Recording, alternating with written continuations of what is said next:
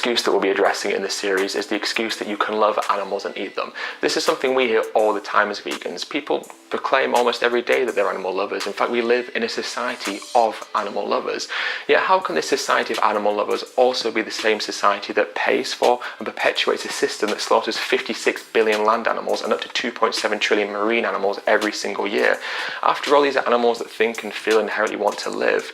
Moreover, we live in a society of pet lovers, people who love and cherish the animals that we have traditionally in our homes, animals like dogs and cats and guinea pigs and hamsters. These are the animals that we love because, of course, it's impossible to love animals if you pay for them to be murdered and killed. So let's put this into a human perspective. If a parent was to beat their child, would we say that that parent loved their child? If a partner beat their other half, would we say that they loved their other half? Of course not, because you can't love someone if you inflict intentional suffering and pain onto them. It goes against the very foundations of love. This obviously also applies to animals. If someone was to beat and abuse a dog, we'd hardly call them a dog lover. If someone was to slaughter a cat by cutting their throat, we would hardly consider them to be a cat lover. And yet we live in a society where there's this moral hypocrisy, where people who claim to be animal lovers are paying for pigs and cows and chicken and fish and sheep to have their throats cut and to be killed for no necessary reason. To put this into even simpler terms, if you love someone, the last thing you want to happen to them is for them to have pain inflicted upon them, for them to suffer, for them to be forcibly impregnated, for them to be mutilated, for them to have their children taken off them, for them to be exploited, for them to have their throats cut, or for them to be put into a gas chamber.